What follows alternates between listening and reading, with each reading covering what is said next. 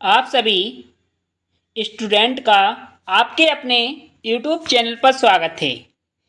यह UGC net के objective प्रश्न हैं यूनिट 2 रिसर्च एप्टीट्यूड के। इसके पहले हमने इसके 2 पार्ट वीडियो के माध्यम से अपने यूट्यूब चैनल पर अपलोड कर दिए हैं।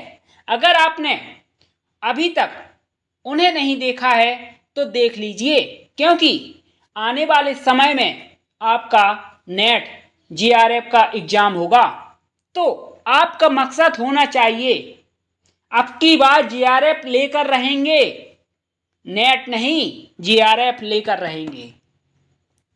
और हम भी इस बार नेट जीआरएफ का पेपर देंगे जो अभी री एग्जाम होना है, और इसके बाद हम आपको प्रत्येक यूनिट के कम से कम 400-500 ऑब्जेक्टिव प्रश्नों के वीडियो अपने यूट्यूब चैनल पर डेली अपलोड करेंगे। अगर आपने उन्हें देख लिया तो हम गारंटी देते हैं आपके 85 और 80 नंबर प्रथम पेपर में आएंगे। और अगर आपको किसी सब्जेक्ट के नोट्स या कोई हेल्प चाहिए हमसे, तो हम आपकी पूरी हेल्प करेंगे। डिस्क्रिप्शन बॉक्स में हमारा नंबर है। चलिए, अब ज़्यादा समय भी नहीं है हमारे पास और आपके पास, इसलिए हम प्रश्न देखते हैं किस प्रकार के ऑब्जेक्टिव प्रश्न पूछे जाते हैं एग्जाम में।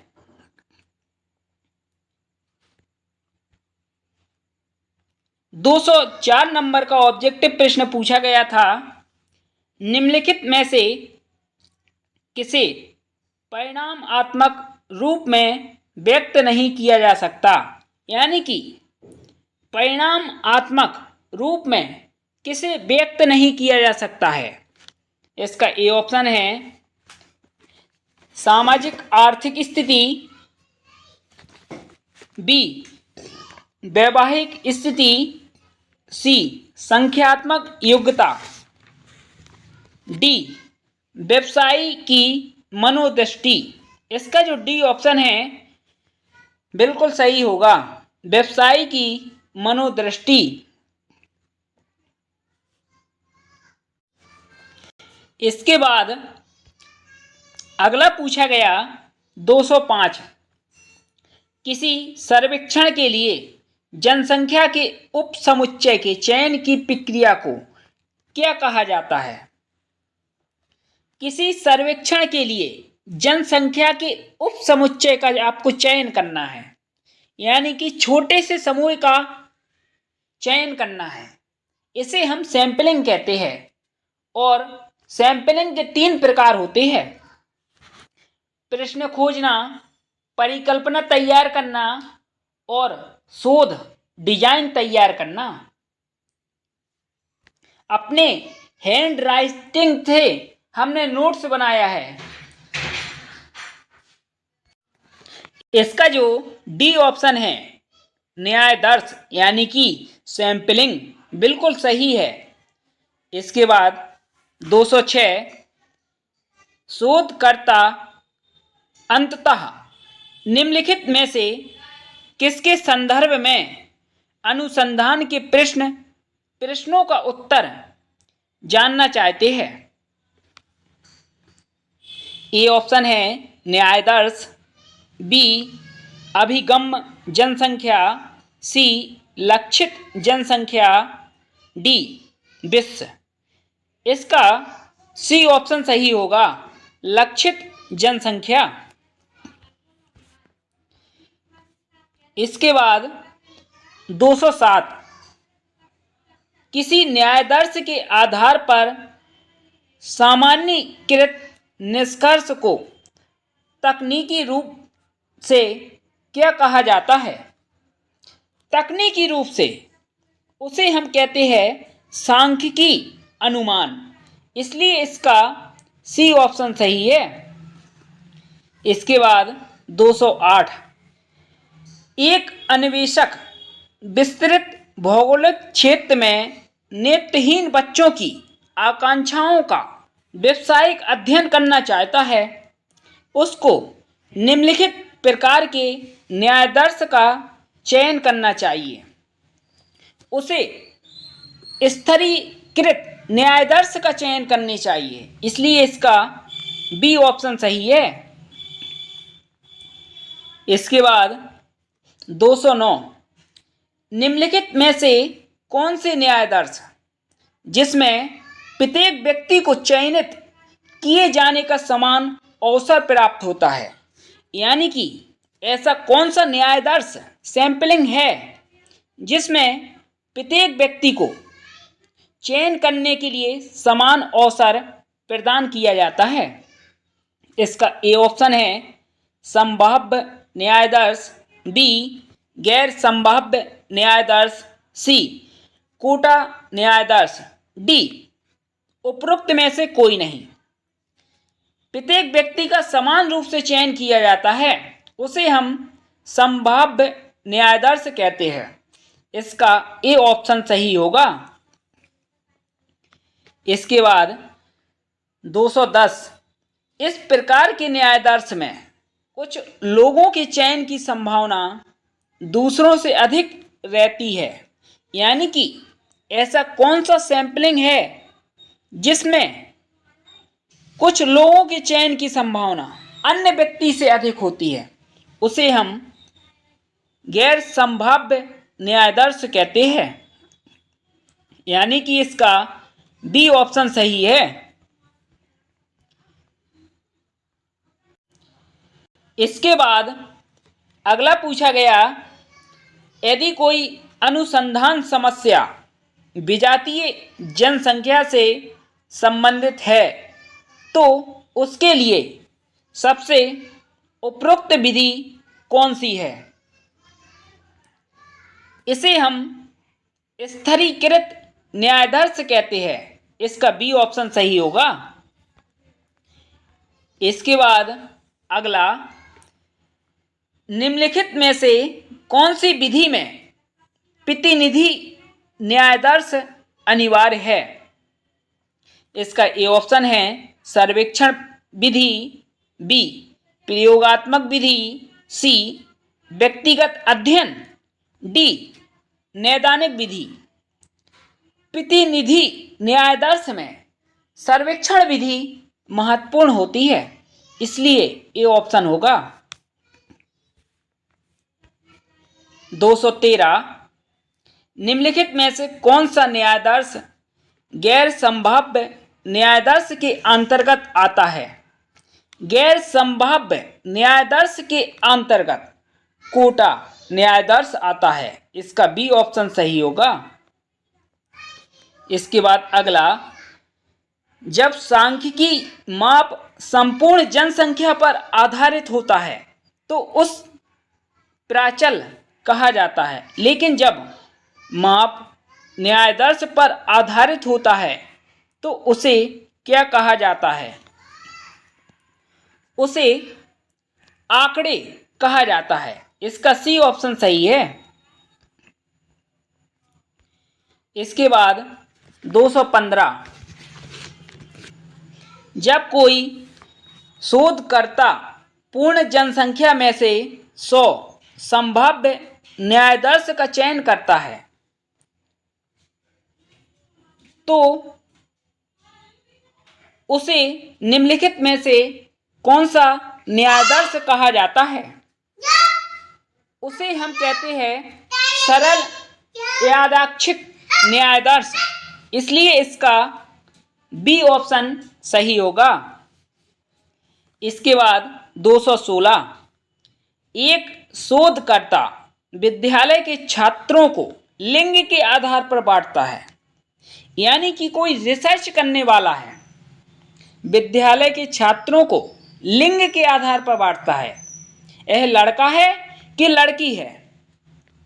तत्पश्चात यादृच्छिक अंक तालिका का उपयोग करके वह प्रत्येक समूह से न्यायादर्श का चयन करता है, यह है उसे हम स्तरीकृत यादृच्छिक न्यायादर्श कहते हैं। इसका बी ऑप्शन सही है। इसके बाद 217 किसी अनुसंधान की सटीकता को सुनिश्चित करने के लिए न्यायादर्श कैसा होना चाहिए? ए ऑप्शन, वह यादृच्छिक रूप से लिया जाना चाहिए। बी, वह कोटा द्वारा तैयार किया जाना चाहिए। सी, जनसंख्या का प्रतिनिधि करने वाला होना चाहिए। इसका सी ऑप्शन सही होगा। आपको बिल्कुल सटीक सुनिश्चित करना है किसी सैंपलिंग की, तो जनसंख्या का प्रतिनिधित्व यानी कि प्रतिनिधि करने वाला होना चाहिए। सी ऑप्शन सही है। 218 अनुसंधानकर्ता न्यायाधीश का आकार कम रख सकते हैं यदि जनसंख्या सजातीय हो, इसलिए सी ऑप्शन सही है। 219 यदि जनसंख्या सीमित हो तो निम्नलिखित में से कौन सी तकनीक का उपयोग किया जाता है? अगर जनसंख्या सीमित है तो कौन सी सैंपलिंग का उपयोग किया जाता है? तो हम व्यवस्थित क्रम से न्यायादर्श का उपयोग करते हैं, इसलिए इसका सी ऑप्शन सही होगा।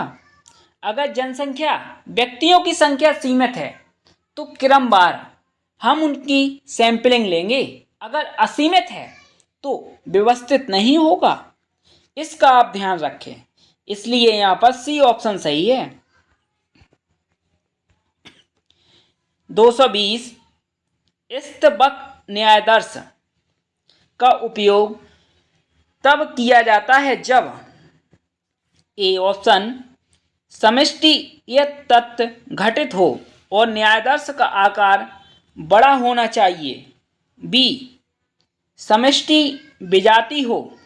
सी, लंबे सर्वेक्षण की आवश्यकता हो। ये विजातीय वाला नहीं है, इसलिए ए और सी दोनों हैं।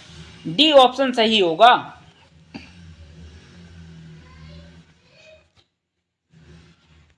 इसके बाद 221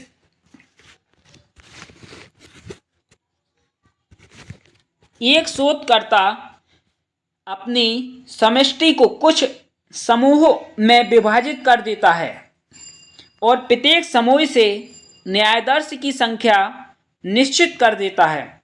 इस प्रकार के न्यायादर्श को कहा जाता है। अगर संख्या निश्चित है तो इस प्रकार के न्यायादर्श को सैंपलिंग को हम कोटा सैंपलिंग कहते हैं। इसका बी ऑप्शन सही है।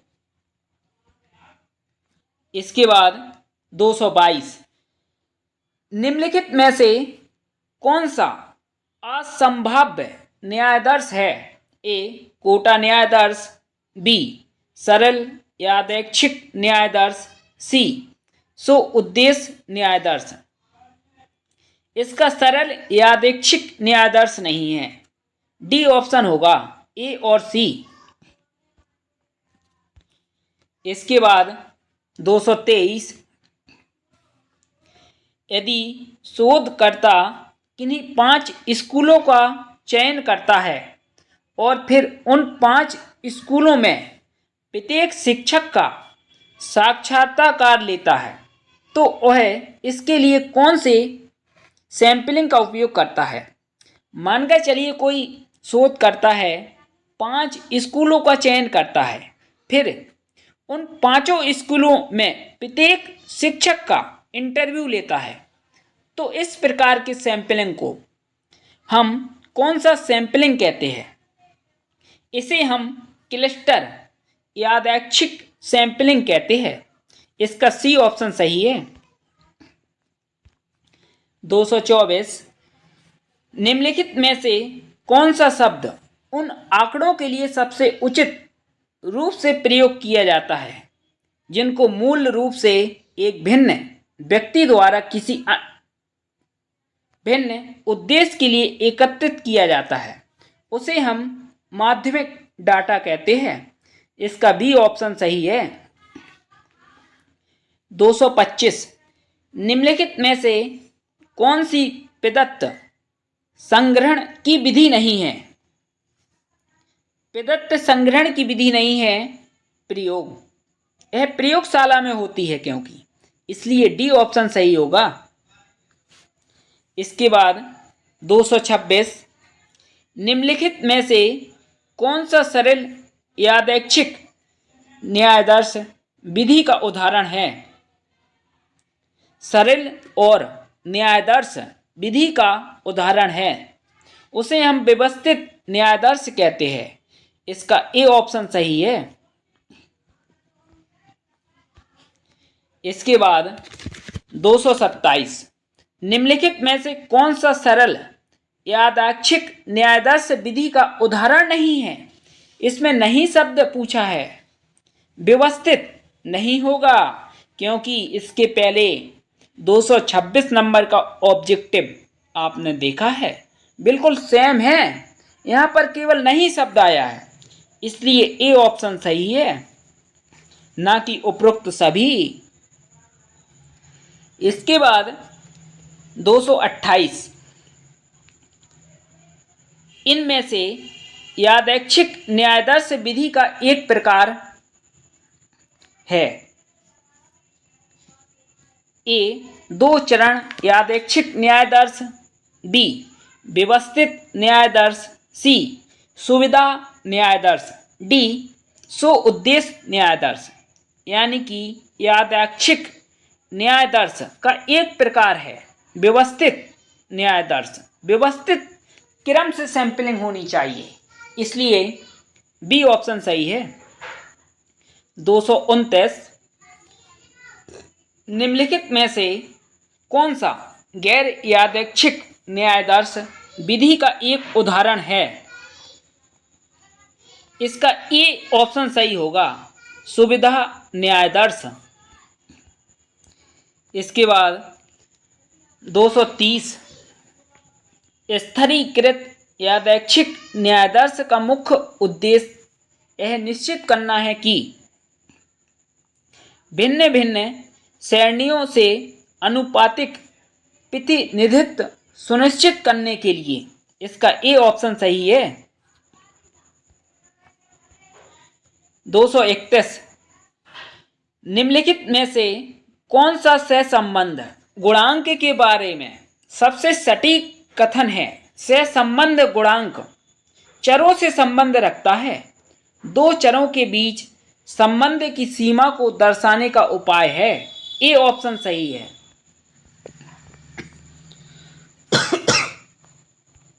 232, चीनी की गोली को यदि एक दवा की तरह खिलाया जाए तो उसको क्या कहा जाता है? मानकर चलिए चीनी की कोई एक गोली है, उसको दवा की तरह खिलाया जाता है, तो उसे हम क्या कहते हैं? ये ऑप्शन प्लेसिबो प्रभाव, एक बाहरी कारक तो हो नहीं सकता, परिवर्तनशीलता, ना तो परिवर्तनशीलता है। अब बचा ए ऑप्शन, इसलिए ए ऑप्शन ही सही है। इस प्रकार आप ऑब्जेक्टिव को काटना सीखिए, अपना दिमाग लगाइए, तो आपका कभी गलत नहीं होगा। इसके बाद 233, क्रॉस अनुभागीय अभिकल्प का क्या अर्थ है? सी ऑप्शन, एक ही समय अवधि में प्रतिवादियों से अधिकाधिक प्रदत्त संग्रह करना। बिल्कुल सही है, सी ऑप्शन।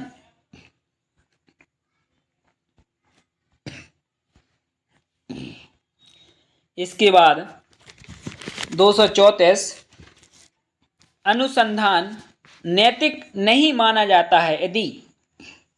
ए ऑप्शन, यह एक विशेष बात को साबित करने की कोशिश करता है। बी, यह प्रतिवादी की गोपनीयता और अनामिकता सुनिश्चित नहीं करता है। सी, यह वैज्ञानिक दृष्टि से आंकड़ों की जांच नहीं करता। डी, यह बहुत ही उच्च स्तर का नहीं है। अनुसंधान नैतिक नहीं माना जाता है, यह प्रतिवादी की गोपनीयता और अनियमितता सुनिश्चित नहीं करता है। बिल्कुल सही है, बी ऑप्शन।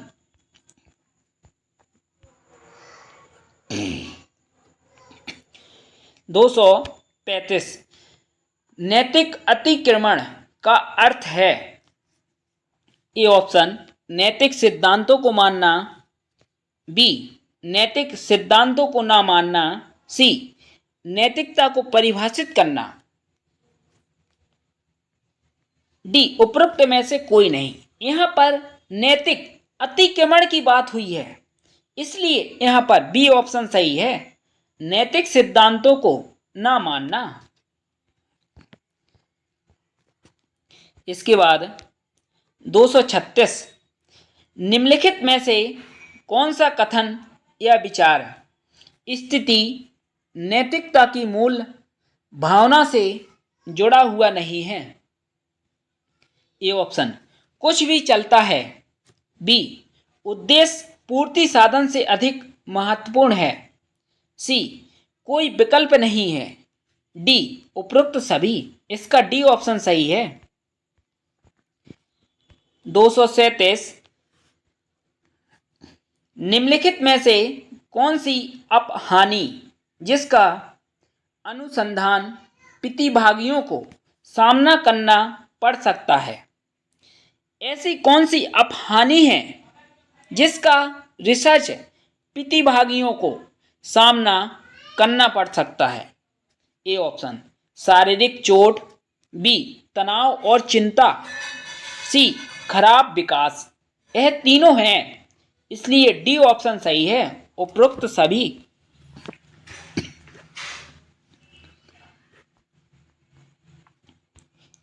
238, निम्नलिखित में से कौन सी अनुसंधान विधि सूचित सहमति की कमी के साथ प्रत्यक्ष रूप से जुड़ी हुई है?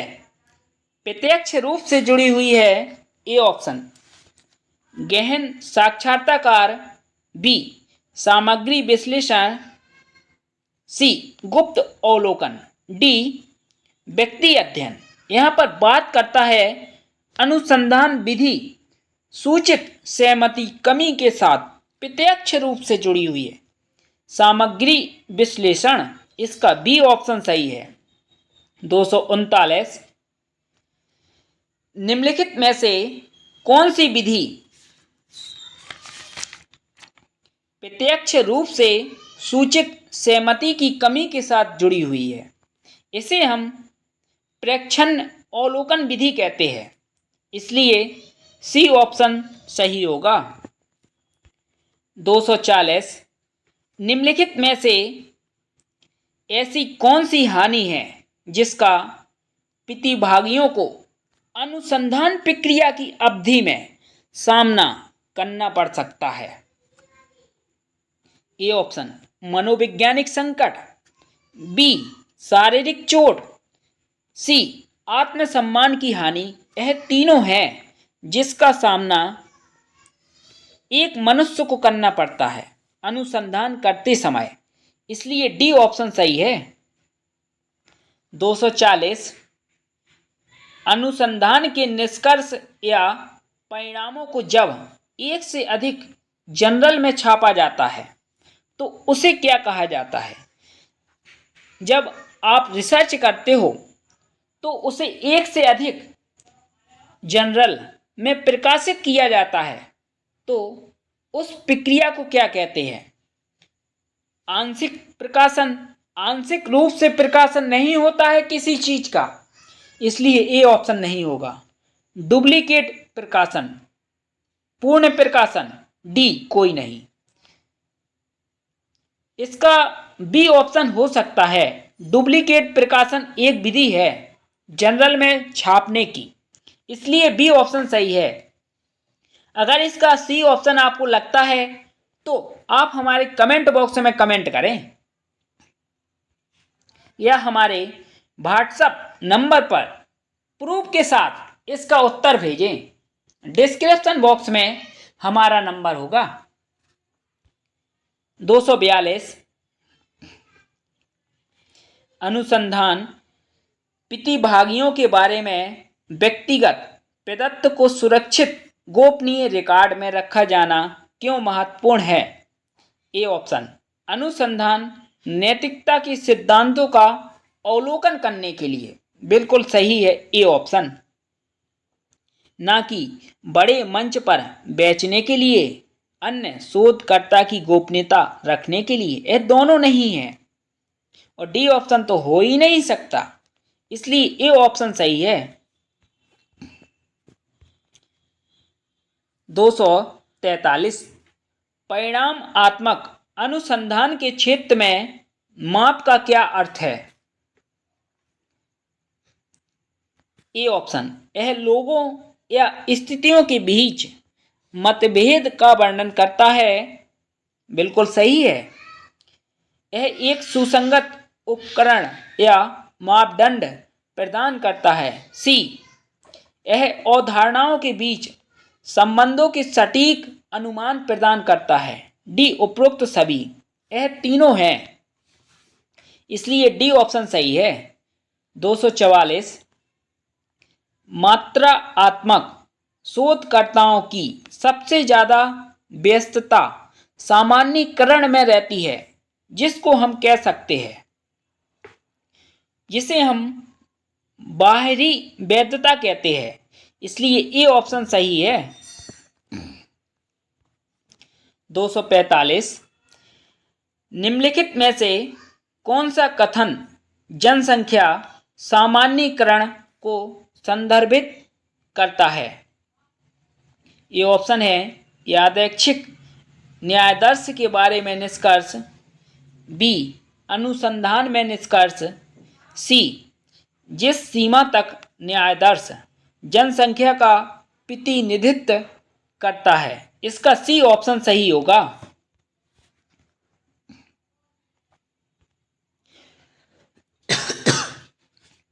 246 जिस सीमा तक अध्ययन के परिणामों को अन्य स्थितियों में लागू किया जा सकता है, उसे हम कहते हैं, उसे हम परिस्थितिक सामान्यीकरण कहते हैं। इसका डी ऑप्शन सही है। 247 अनुसंधान अभिकल्प का क्या अर्थ है? इसका डी ऑप्शन सही होगा। यह प्रदत्त संग्रहण और उसके विश्लेषण के प्रत्येक चरण के लिए एक रूपरेखा है। 248 अनुसंधान के दौरान अपने मूल्यों को स्वीकार करना आवश्यक है, क्योंकि ये ऑप्शन, यह हमें उन्हें समाप्त करने की अनुमति देता है। बिल्कुल नहीं, समाप्त करने की अनुमति नहीं देता। बी, यह हमें स्वयं के बारे में निष्कपट बनने की अनुमति देता है। सी, कम से कम हम जानते हैं कि हम क्या अनदेखा कर सकते हैं। ना तो सी होगा ना ए होगा। डी, यह दूसरों को हमारे मूल्यों के स्वीकार करने के लिए मना सकता है। बिल्कुल नहीं है, इसलिए बी ऑप्शन सही है। 249 जब एक चर के मूल्य में वृद्धि होती है तो दूसरे चर के मूल्य में भी वृद्धि होती है, तो इसमें सहसंबंध गुणांक कैसा होगा? मानकर चलिए दोस्तों, जब एक मूल्य के चर में वृद्धि होती है तो दूसरा मूल्य अपने आप उसमें वृद्धि होने लगती है। इस गुणांक को क्या कहते हैं? इसे हम सकारात्मक वृद्धि कहते हैं, क्योंकि आपको पढ़ने से पता चल गया होगा। ये ऑप्शन सही है, सकारात्मक। 250 निम्नलिखित में से तर्क की यह कौन सी प्रक्रिया है जो हमें कथनों के समूह से एक विशिष्ट निष्कर्ष तक पहुंचाती है? ए ऑप्शन है बुद्धिमत्ता, बी निगमनात्मक तर्क, सी आगमनात्मक तर्क, डी संभाव्य तर्क। इसका आप हमें कमेंट बॉक्स में कमेंट कर कर बताइए, क्योंकि हमें इसका सही ऑप्शन पता नहीं है। आप लोग जरूर कमेंट करें। 251 यह महत्वपूर्ण है कि शोधकर्ता ऐसे निष्कर्ष उत्पन्न करे जो मूल्यवान हो और जिनको पूरे विश्व में शैक्षणिक समुदाय प्रयोग में लेकर आए। ए शोध प्रभाव, बी प्रसिद्ध पत्र प्रभाव, सी आचार संहिता प्रभाव, डी उपरोक्त कोई नहीं। इसका सी ऑप्शन सही है, आचार संहिता प्रभाव। 252 शोधकर्ता केवल वही निष्कर्ष सामने लेकर आए जो वे चाहते हैं। शोधकर्ता पूर्वाग्रह, इसका ए ऑप्शन सही है। 253 निम्नलिखित में से कौन सा SPSS का प्रशिक्षण देने के लिए सबसे अच्छा है? ए संगोष्ठी यानी कि सेमिनार, बी सम्मेलन, सी कार्यशाला, डी पेपर। ना तो सेमिनार होगा, ना सम्मेलन और ना ही पेपर प्रेजेंट होगा। कार्यशाला यानी कि वर्कशॉप होगा इसका सी ऑप्शन। इसके बाद 254 निम्नलिखित में से एक अकादमिक सभा में क्या अनिवार्य है? अकादमिक सभा में सम्मेलन यानी कि संवर्धन का होना आवश्यक माना जाता है। इसका ए ऑप्शन सही होगा। 255 निम्नलिखित में से कौन एक ग्रंथ सूची के अंत में स्रोतों को उद्धृत करने के लिए आवश्यक है? ए ऑप्शन सम्मेलन, बी संवर्धन, सी संगोष्ठी, डी पेपर। एक ग्रंथ सूची तैयार की जाती है पेपर प्रेजेंट से, इसलिए इसका डी ऑप्शन सही है, पेपर। इसके बाद 256 निम्नलिखित में से किसमें इंटरनेट का सबसे अधिक उपयोग करने की संभावना होती है?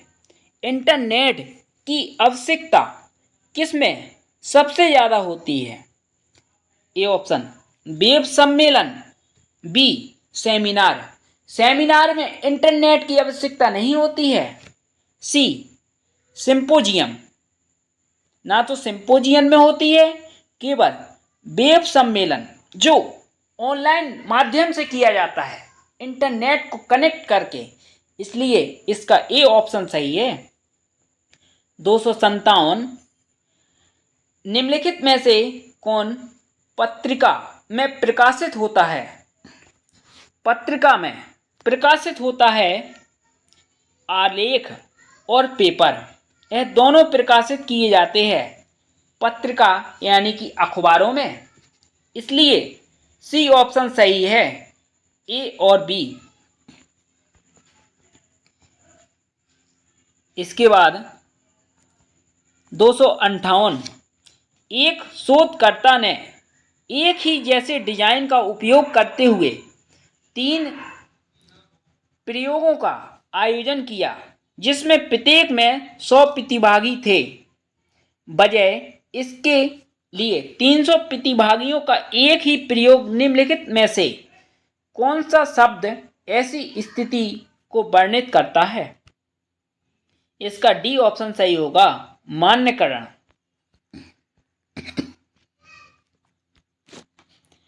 259 तनावपूर्ण जीवन जीने से दिल का दौरा क्यों पड़ता है? अगर आप तनावपूर्ण जीवन जीते हो तो दिल का दौरा पड़ता है, क्यों पड़ता है?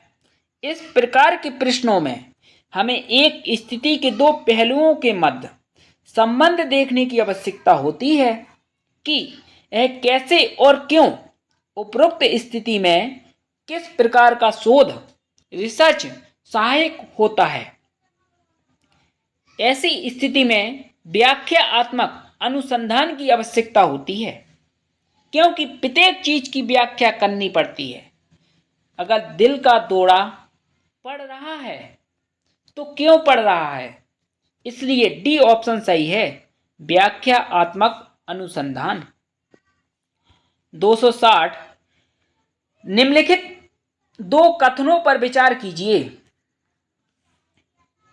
इसका पहला है श्रेणीगत चर को नाम मात्र क्रमिक माप पैमानों पर मापा जाता है। बिल्कुल सही है पहला, क्योंकि जो श्रेणीगत चर होते हैं उन्हें नाम मात्र या क्रमिक माप पैमानों पर ही मापा जाता है। दूसरा, सतत चरों को या तो अंतराल या अनुपात पैमाने पर मापा जाता है। तीसरा, ये भी सही है दूसरा, तीसरा भी देख लेते हैं। श्रेणीबद्ध और निरंतर चर दोनों को स्थिति के अनुसार किसी भी पैमाने में मापा जा सकता है। दोस्तों आप बताइए, किसी भी पैमाने में माप सकते हो? निरंतर और श्रेणीगत चर को नहीं माप सकते हो, इसलिए तीसरा नहीं है, पहला और दूसरा है। ये ऑप्शन सही है, केवल 1 और 2 सही है। 261 निम्नलिखित में से कौन सा कथन न्यायादर्श या प्रतिदर्श फ्रेम सैंपलिंग फ्रेम को संदर्भित करता है? इसका सी ऑप्शन है जनसंख्या में सभी इकाइयों की एक सूची जिसमें से एक प्रतिदर्श चुना जाएगा। सी ऑप्शन सही है इसका। 262 बहुस्तरीय समूह न्यायादर्श या प्रतिदर्श निम्न में से किस स्थिति में सर्वाधिक सहायक होता है? ए ऑप्शन, जब जनसंख्या का व्यापक भौगोलिक विस्तार हो। बिल्कुल सही है। बी, जब शोधकर्ता के पास समय और धन का अभाव हो। सी, जब परिणामों को सामान्य बनाने के लिए शोधकर्ता एक संभाव्यता प्रतिदर्श का उपयोग करेगा। डी, उपरोक्त सभी। इसका डी ऑप्शन है, उपरोक्त सभी।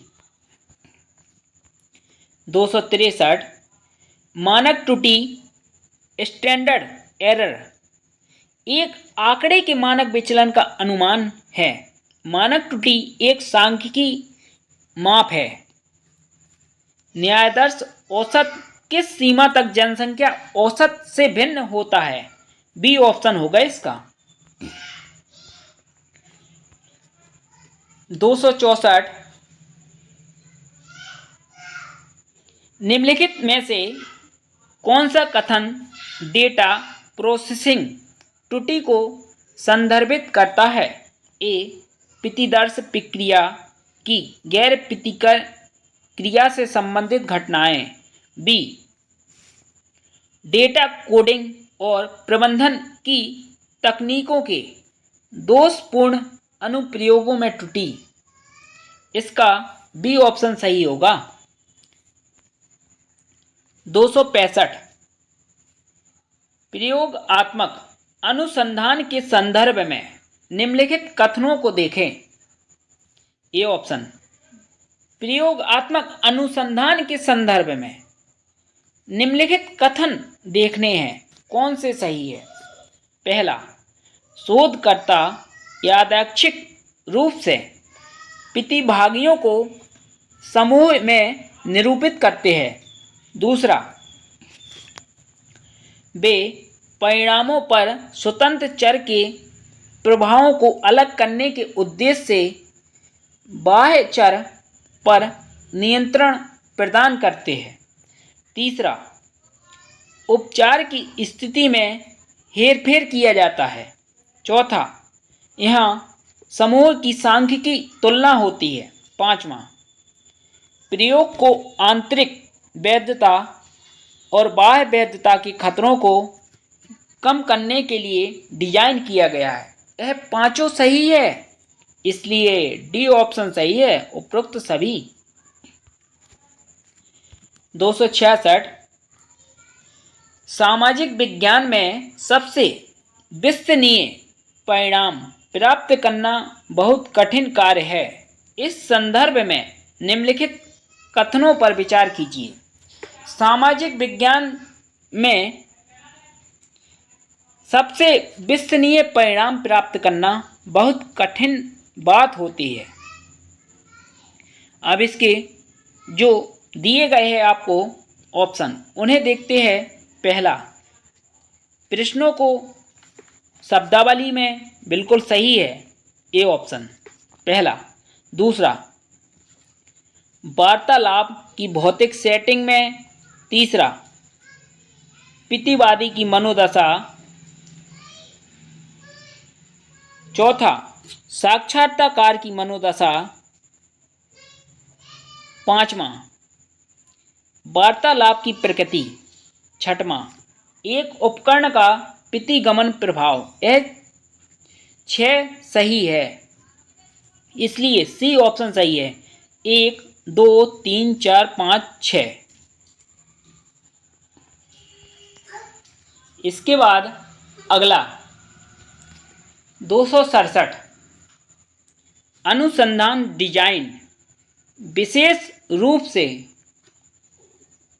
अनुसंधान में निम्नलिखित में से किस विशेषता से संबंधित है?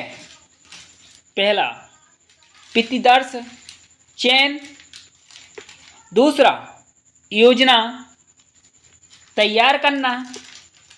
तीसरा, डेटा संग्रहण के लिए उपकरण का चुनाव करना। चौथा, परिकल्पना बनाना। पांचवा, पूछताछ के क्षेत्र का चुनाव। इसका पहला भी सही है, प्रतिदर्श का चयन करोगे आप। दूसरा, योजना और तैयारी करोगे, और डेटा का संग्रहण भी करोगे। परिकल्पना बनाना, पूछताछ करना बिल्कुल गलत है। अनुसंधान डिजाइन में 3 ही इसके प्रकार होते हैं, ना कि परिकल्पना बनाना। इसलिए पहला, दूसरा, तीसरा सही है, बी ऑप्शन। इसके बाद अगला,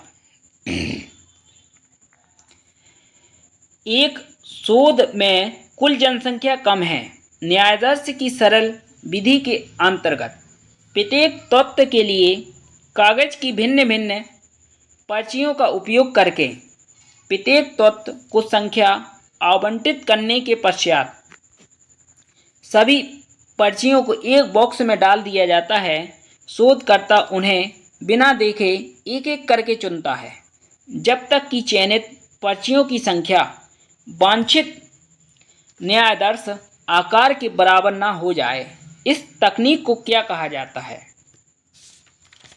इस तकनीक को हम कहते हैं फिश बाउल सैंपलिंग विधि। इसका बी ऑप्शन सही है।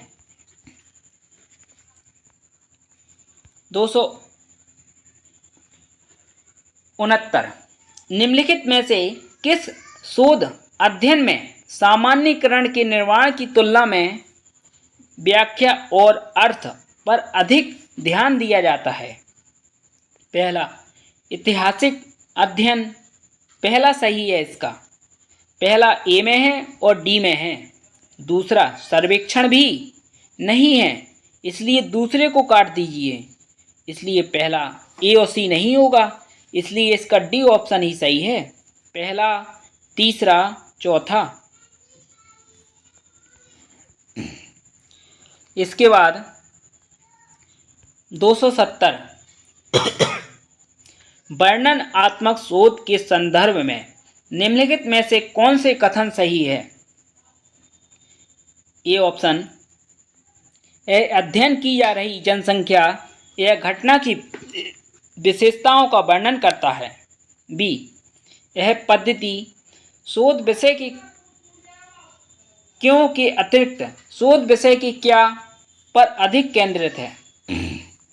सी, यह संभाव्यता एक गुणात्मक शोध होना चाहिए। डी, उपरोक्त सभी सही है। 271, किस शोध पद्धति के माध्यम से एक स्वतंत्र चर के हेरफेर और आश्रित चर पर उसके प्रभाव की जांच नियंत्रित परिस्थितियों में एक परिकल्पना के संदर्भ में की जाती है। उसे हम प्रायोगिक अनुसंधान कहते हैं। इसका डी ऑप्शन सही है। 272 एक परिकल्पना के बारे में निम्नलिखित कथनों पर विचार करें। पहला, एक शोध परिकल्पना सत्यापन की योग्य होनी चाहिए। इसका पहला सही है, सत्यापन की योग्य होनी चाहिए। दूसरा, एक शोध परिकल्पना सरल, विशिष्ट और अवधारणात्मक रूप से स्पष्ट होनी चाहिए। तीसरा, एक शोध परिकल्पना ज्ञान के वर्तमान निकाय से संबंधित होनी चाहिए। यह तीनों सही है, पहला, दूसरा, तीसरा। ये ऑप्शन सही होगा। 273 डेटा संग्रहण के समय उत्तरदाताओं में बिंदुओं के मध्य प्रतिक्रिया दृष्टिकोण में परिवर्तन को कहा जाता है। उसे हम प्रतिगमन प्रभाव कहते हैं। इसका सी ऑप्शन सही है। 274 जिस समय सीमा के दौरान एक शोध अध्ययन किसी स्थिति या समस्या का पता लगाता है उसे कहा जाता है। रिसर्च अध्ययन किसी स्थिति और समस्या का पता लगाता है उसे हम रेफरेंस पीरियड कहते हैं, यानी कि संदर्भ अवधि रेफरेंस पीरियड कहते हैं। ये ऑप्शन सही है। 275 निम्न सूची में उन लोगों की पहचान करें जिन्हें गैर संभाव्यता न्यायादर्श प्रक्रिया कहा जाता है। ये ऑप्शन है सरल यादृच्छिक न्यायादर्श, गैर संभाव्यता। दूसरा, आयामी न्यायादर्श। इसका दूसरा सही है, इसलिए सी ऑप्शन नहीं होगा, ना ही ए होगा क्योंकि ए भी नहीं है। तीसरा, स्नोबॉल न्यायादर्श। तीसरा भी है, इसलिए डी ऑप्शन सही है। पांचवा भी इसका देख लेते हैं, कोटा न्यायादर्श। दूसरा, तीसरा, पांचवा, इसलिए डी ऑप्शन सही है। 276 सामान्य तौर पर समाजशास्त्र, मनोवैज्ञानिक, भौतिकी, रसायन विज्ञान, जीव विज्ञान और चिकित्सा जैसे विज्ञानों में प्रयोग किया जाता है। प्रयोगात्मक अनुसंधान अनुसंधान डिजाइनों का एक संग्रह है जो समझने के लिए हेरफेर और नियंत्रित परीक्षण का उपयोग करता है। उसे हम आकस्मिक प्रक्रियाएं कहते हैं। इसका ये ऑप्शन सही है। 277 प्रयोगात्मक अनुसंधान के संदर्भ में निम्नलिखित कथनों को देखें। ये ऑप्शन, शोधकर्ता यादृच्छिक रूप से प्रतिभागियों को समूह में निर्दिष्ट करता है। दूसरा, वे परिणाम पर स्वतंत्र चर के प्रभावों को अलग करने के उद्देश्य से बाह्य चर पर नियंत्रण प्रदान करते हैं। तीसरा, उपचार की स्थिति में शारीरिक रूप से हेरफेर किया जाता है। चौथा, समूह की सांख्यिकी तुलना। पांचवा, प्रयोग को आंतरिक वैधता या बाह्य वैधता के खतरों को कम करने के लिए डिजाइन किया गया है। यह 5 सही है प्रयोगात्मक अनुसंधान के लिए, इसलिए डी ऑप्शन सही है। उपरोक्त सभी। इसके बाद 278 निम्नलिखित कथनों पर विचार करें। पहला, एक रोगी यह विश्वास कि वह उपचार प्राप्त कर रहा है, एक बीमारी से उसके ठीक होने में महत्वपूर्ण भूमिका निभा सकता है, भले ही उपचार अप्रभावी हो। मानकर चलिए पहला कथन कह रहा है कोई रोगी है और उपचार करवा रहा है डॉक्टर के पास, भले ही वह ठीक ना हो, लेकिन उसके मन में धारणा बैठ जाएगी कि उसका उपचार इलाज चल रहा है, वह जल्दी ही स्वस्थ हो जाएगा। इसलिए पहला कथन सही है। दूसरा, एक प्लेसबो अध्ययन में 2 या 3 समूह सम्मिलित होते हैं, जो इस पर निर्भर करता है कि शोधकर्ता एक नियंत्रण समूह रखना चाहता है या नहीं। बिल्कुल सही है दूसरा। तीसरा, यदि एक शोधकर्ता एक नियंत्रण समूह का निर्णय लेता है तो पहला समूह उपचार प्राप्त करता है, दूसरा प्लेसबो उपचार प्राप्त करता है और तीसरा नियंत्रण समूह कुछ भी प्राप्त नहीं करता। तीसरा सही है। चौथा, समूह आवंटन के बारे में निर्णय यादृच्छिककरण के माध्यम से किया जा सकता है। डी ऑप्शन सही होगा, उपरोक्त सभी। 279, शोधकर्ता 2 या 2 से अधिक स्वतंत्र चरों में एक साथ हेरफेर करता है ताकि आश्रित चर पर उनके प्रभावों का निरीक्षण किया जा सके। यह डिजाइन एक ही परियोजना में 2 या 2 से अधिक परिकल्पनाओं के परीक्षण की अनुमति देता है। इसे कहा जाता है, इसे हम फैक्टोरियल डिजाइन कहते हैं। बी ऑप्शन सही है। 280, प्रायोगिक अनुसंधान का प्रयोग कहाँ किया जाता है? ए ऑप्शन कारण संबंध समय प्राथमिकता में। यहाँ पर दोस्तों हमने आपको बताया था जो प्रयोगात्मक अनुसंधान होता है उसका कारण और प्रभाव से संबंध होता है, इसलिए पहला सही है, दूसरा भी सही है। सी सहसंबंध का परिणाम अधिक है, सही है। डी ऑप्शन सही है, उपरोक्त सभी। 281, निम्नलिखित कथनों पर विचार करें। पहला, सत्य प्रयोगों का एक नियंत्रण समूह होना चाहिए, पहला सही है। दूसरा, नियंत्रण समूह अनुसंधान प्रतिभागियों का एक समूह है जो प्रायोगिक समूह से मिलता जुलता है लेकिन प्रायोगिक उपचार प्राप्त नहीं करता। तीसरा, नियंत्रण समूह एक विश्वसनीय आधारभूत डेटा प्रदान करता है जिससे आप प्रयोगात्मक परिणामों की तुलना कर सकते हैं। इसका पहला, यह तीनों सही है, इसलिए डी ऑप्शन सही होगा, उपरोक्त सभी। 282, निम्नलिखित कथनों पर विचार करें।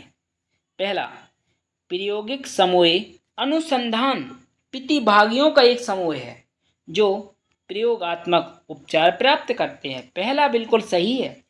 दूसरा, सत्य प्रयोगों में कम से कम एक नियंत्रण समूह और एक प्रयोगात्मक समूह होना चाहिए, हालांकि एक से अधिक प्रयोगात्मक समूह होना संभव है। यह दोनों कथन सत्य है, इसलिए सी ऑप्शन सही है। 283, निम्नलिखित कथनों पर विचार करें। पहला, यह चरण नियोजन प्रक्रिया का सबसे महत्वपूर्ण भाग है। दूसरा, दिए गए शोध प्रश्न डिजाइन और डेटा विश्लेषण के लिए आधार प्रदान करते हैं। तीसरा, यह चरण प्रयोगात्मक डिजाइन या किसी अन्य अभिविन्यास के लिए जानने के लिए शोधकर्ता के निर्णय का मार्गदर्शन करता है। यह तीनों कथन निम्नलिखित में से परिकल्पना को दर्शाते हैं। इसलिए इसका जो सी ऑप्शन है बिल्कुल सही है, परिकल्पना। 284, एक प्रयोगात्मक परीक्षण के बारे में निम्नलिखित कथनों पर विचार करें। पहला, इस प्रकार के डिजाइन में दो यादृच्छिक रूप से असाइन किए गए समूह है, प्रयोगात्मक समूह और नियंत्रण समूह। दूसरा, उपचार के कार्यान्वयन से पहले किसी भी समूह का पूर्व परीक्षण नहीं किया जाता। तीसरा, उपचार प्रयोगात्मक समूह पर लागू किया जाता है, इसे हम केवल परीक्षण के बाद डिजाइन कहते हैं। बी ऑप्शन सही है। 285, एक सत्य प्रयोग के विषय में निम्नलिखित में से कौन सा कथन लागू होता है? ए, नियंत्रण समूह और प्रयोगात्मक समूह। बी, शोधकर्ता हेरफेर चर। सी, यादृच्छिक असाइनमेंट। डी, उपरोक्त सभी। इसका डी ऑप्शन सही है। 286, अर्थ प्रायोगिक डिजाइन में उन स्थितियों में लागू किया जाता है जहां ए, उत्कृष्ट डिजाइन की तुलना में शोधकर्ता को स्वतंत्र चर पर कम नियंत्रण होता है। बी, उत्कृष्ट डिजाइन अधिक सरल है। सी, दोनों। इसका सी ऑप्शन सही होगा। ए और बी दोनों सही है। इसके बाद रिसर्च एप्टीट्यूड का आखिरी और अंतिम ऑब्जेक्टिव प्रश्न है 287। यह तीसरा वीडियो है रिसर्च एप्टीट्यूड का। हमने 3 पार्ट में वीडियो अपलोड किए हैं। टोटल 300 के लगभग ऑब्जेक्टिव प्रश्न हैं। अगर आपने इन्हें तैयार कर लिया या हमारे वीडियो देख लिए तो आपका नेट जीआरएफ क्वालिफाई करने से कोई रोक नहीं सकता। चलिए इसे हम पहले देख लेते हैं। निम्नलिखित कथनों पर विचार करें। पहला, बड़ी संख्या में प्रयोगात्मक समूह। दूसरा, इस डिजाइन का उपयोग तब किया जाता है जब प्रायोगिक स्थितियों में विषयों और संभावित अंतरों के मध्य अंतर्निहित अंतर होते हैं। तीसरा, प्रत्येक समूह में कुछ समरूपता लाना महत्वपूर्ण है। इस प्रकार की प्रक्रिया को हम यादृच्छिक ब्लॉक डिजाइन कहते हैं। इसका बी ऑप्शन सही होगा। दोस्तों, अगर आपको किसी भी प्रकार की हेल्प चाहिए या कोई पीडीएफ चाहिए फर्स्ट पेपर की या सेकंड पेपर की, लेकिन मैं लॉ सब्जेक्ट से हूँ, इसलिए आपको लॉ सब्जेक्ट की ही पीडीएफ उपलब्ध करवा सकता हूँ सेकंड पेपर के लिए। चलिए दोस्तों, इसके बाद हम इसकी जो तीसरी यूनिट है फर्स्ट पेपर की, कंपनहेंशन यानी कि बोध, जिसमें आपको एक गद्यांश दिया जाता है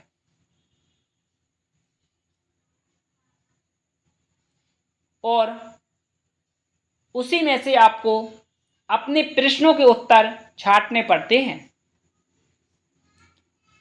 उसी के ऊपर कल हम अपने YouTube चैनल पर वीडियो अपलोड करेंगे। डेली एक यूनिट का वीडियो अपलोड किया जाएगा, क्योंकि आपके पास और हमारे पास अब समय ज़्यादा नहीं है, केवल 35 दिन है। इन 35 दिनों में इतनी रगड़ रगड़ के तैयारी करनी है, इतना अभ्यास करना है कि जीआरएफ क्वालिफाई हो जाएं। धन्यवाद।